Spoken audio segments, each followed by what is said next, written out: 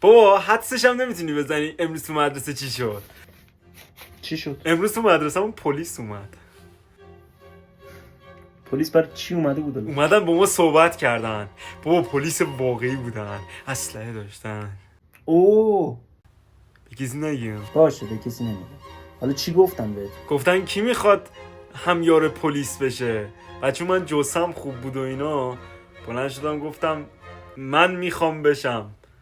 گفتن شما شرایطشو داری. فقط ایراد گرفتم به فیسم، گفتن این جلوه نداره، گفتم ابی نداره. حالا من با بابام صحبت میکنم، سعی میکنم که کارشو حل. میشه راستشو بگی؟ باشه شوخی کردم. هممونو همیار پلیس کردن و گفتن شما میتونید به صورت افتخاری همکار ما باشید. یعنی من الان یه پلیسم. تبریک به میگم. مدت 1 هفته به صورت افتخاری. خب دستور چیه؟ ما چیکار کنیم آقای پلیس؟ خوشم اومد. یه بار دیگه میگی؟ آقای پلیس تو که نمیخوای باباتو دستگیر کنی؟ بله به جرم زن‌آزاری. چی؟ کتمان نکن. تو به جرم زن‌آزاری بازداشت میباشی. 832 چی؟ چرا چرت و پرت میگی؟ دیشب خودم شنیدم تو اتاق. سر مامانم داشتی داد میزدی. 834 دیشب با مامانت سر یه داستان خیلی کوچولو بحثمون شد. داره یه خورده صدامون رفت بالا.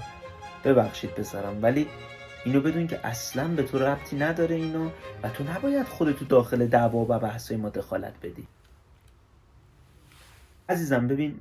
الو 110 سلام همکار محترم، لطفا یه دستگاه تست الکل برای من بیاری. بده به من این گوشیو. داری چی کار میکنی؟ اینطور. آره همینطور. دیوونه ای؟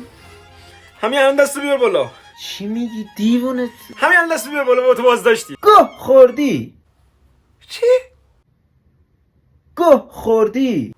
توهین به نیروی پلیس در ملای عام. ولی چرا چرت و پرت میگی؟ سر زور. بابا دیوانه ای به خدا تو. دست داده بیار جلو بابا بابا بازداشتی. تو دیوانه ای به رد دادی، رسما رد دادی بابا. همین الان من نمیدونم در حق کی بدی کردم که تو انقدر نابود در اومدی. همین الان برگرد دستو به عقب، خم شروع به جلو. بابا دیگه گوه نخور دیگه.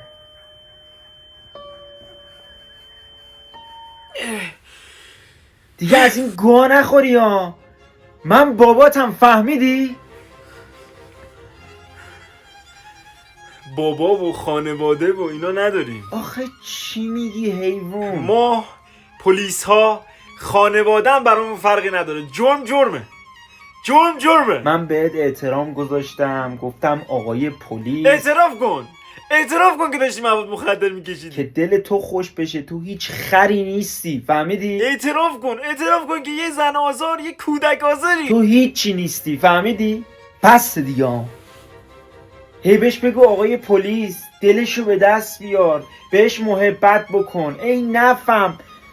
الو سلام، خسته نباشین.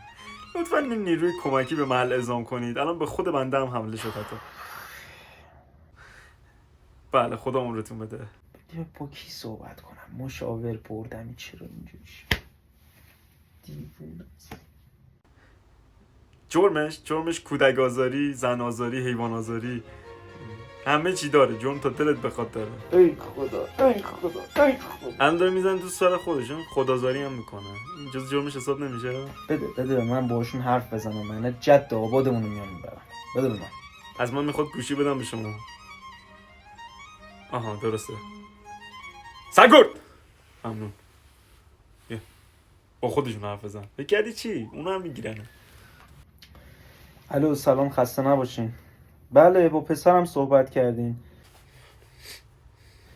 نه اینا رو از خودش در میاره، الکی میگه. امروز تو مدرسه همیار پلیس شده، بعد یه خورده دچار توهم شده. اینا زایده ذهنشه، اینا همه دروغه.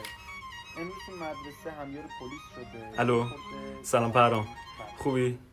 بچه ها رو جمع کن، بچه ها مدرسه رو همه رو جمع کن، همه همیار پلیس ها رو جمع کن. خب بابا می قاتله. داری چه